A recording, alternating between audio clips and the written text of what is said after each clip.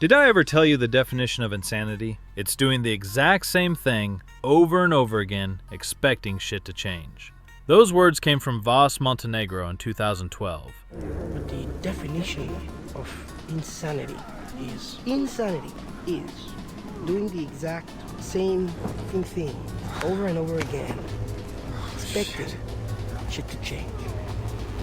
That is crazy. Far Cry 3's unforgettable villain. The character who elevated a franchise from pretty good to legendary. The performance that defined a generation of gaming antagonists. It's the cruelest irony in gaming history that Far Cry's most iconic quote became the franchise's epitaph. Because for the last 8 years, Ubisoft has been doing the exact same thing over and over again, expecting shit to change. And Far Cry, the series that once dared to be different, became the poster child for everything wrong with modern Ubisoft. This is the story of how a franchise that gave us Vaas turned into the very insanity he warned us about.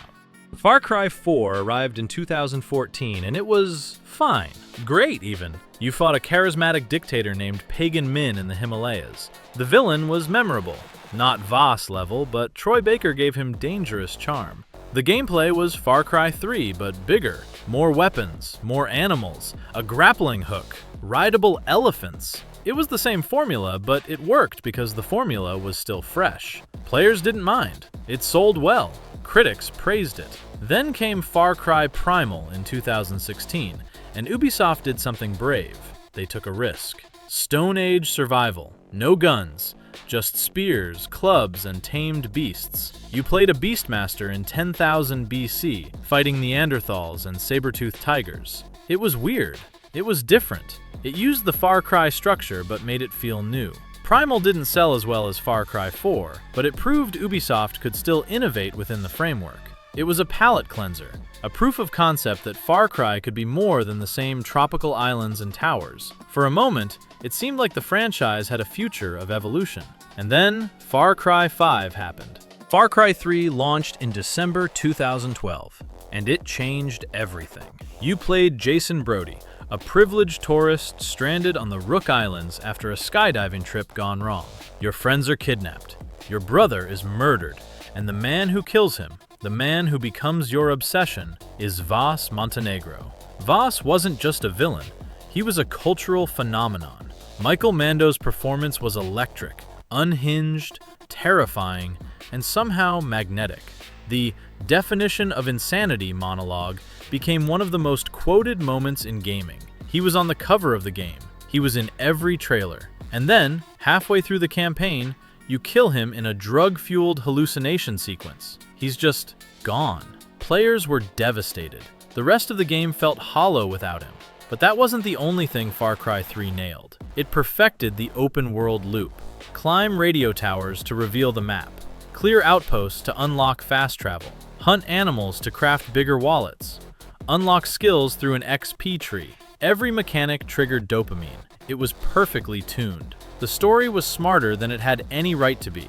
Jason's transformation from terrified kid to murder-addicted warrior was intentional commentary on power fantasy in games.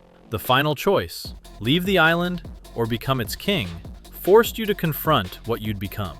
Far Cry 3 sold 10 million copies. It won awards. It became Ubisoft's template for every open-world game moving forward. And that's where the problems began. To understand what we lost, we have to go back to the beginning. Back when Far Cry was dangerous. Far Cry 1 launched in 2004 from Crytek, not Ubisoft. It was a tech showcase. A PC melting jungle simulator where you fought mercenaries and mutants on a tropical island. It was janky, weird, and ambitious. It felt like nothing else. Then Ubisoft bought the franchise and handed it to their Montreal studio. In 2008, they released Far Cry 2, and it was uncompromising. You played a mercenary dying of malaria in a fictional African war zone. Guns jammed. Fires spread realistically. Enemies weren't bullet sponges. They were humans who screamed for help when wounded, crawling for cover while their friends dragged them to safety. The game's antagonist, the Jackal, was a philosophical ghost who questioned everything you were doing. Far Cry 2 was brutal, oppressive, and absolutely not designed to make you feel like a hero. Critics were divided. Some called it a masterpiece. Others said it was tedious. But nobody called it generic. It didn't sell well. Ubisoft was nervous. They'd taken a risk, and the market had shrugged. So for Far Cry 3, they made a choice. Keep the open-world formula, but make it fun. Make it accessible. Make it addictive. They succeeded beyond anyone's wildest dreams. Far Cry 5 launched in 2018, and something felt off. Set in rural Montana, you fought a doomsday cult led by the Seed family. On paper, it should have worked. In practice, it was Ubisoft's committee-designed, focus-tested, safe version of Far Cry. The villains were forgettable. The story refused to take a stance on anything meaningful. The gameplay was identical to Far Cry 3 from 6 years earlier. Towers were gone, but they were replaced with nothing. The map just revealed itself. Outposts were there. Hunting was there, but there was no soul. And then came the microtransactions. Weapon skins, vehicle skins, time savers in a single-player game. Far Cry New Dawn followed in 2019, a post-apocalyptic sequel to Far Cry 5 that nobody asked for. It added RPG bullet sponge enemies and tier-based weapons. Shooting a human in the head with a lower-tier sniper rifle didn't kill them anymore because they had a higher number over their head. It was a $40 expansion sold as a full game. It was cynical. It was lazy. And then came Far Cry 6 in 2021. Giancarlo Esposito as the villain. A gorgeous tropical setting. Guerrilla warfare against a dictator. Every ingredient for success was there, but it was flavorless. The villain was underused. The story was predictable. The gameplay was Far Cry 3 for the fourth time. The open world was cluttered with icons, checkboxes, and busywork. Crafting was tedious. The progression was grindy, and the microtransactions were worse. $20 weapon bundles, cosmetic packs, an in-game store that loaded faster than the map. Far Cry 6 felt like a product, not a game. It felt like Ubisoft had calculated the exact minimum effort required to get you to pay $70, and they delivered precisely that. Reviews were middling. Sales were okay but below expectations. And for the first time, players started asking, do we even need more Far Cry? So what happened? Ubisoft happened.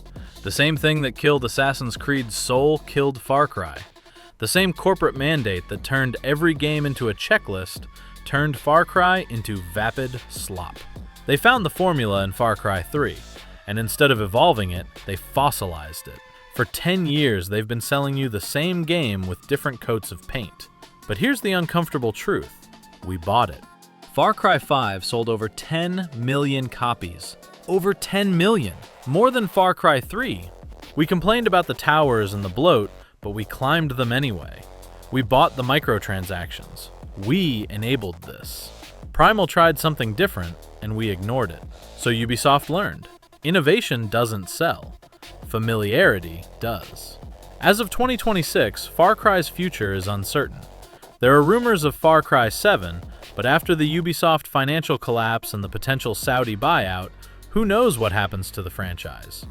Maybe it gets shelved. Maybe it gets sold. Maybe Ubisoft makes one more desperate attempt to recapture the magic of Far Cry 3. But here's what I know. You can't go home again. Vaas is dead. The version of Ubisoft that took risks is gone. The developers who made Far Cry 2's oppressive masterpiece have moved on. What's left is a formula, a checklist, a product designed to extract $70 and sell you cosmetics. Vaas told us the definition of insanity in 2012. We just didn't realize he was warning us about the next decade of Far Cry. So the question isn't whether Far Cry can be saved.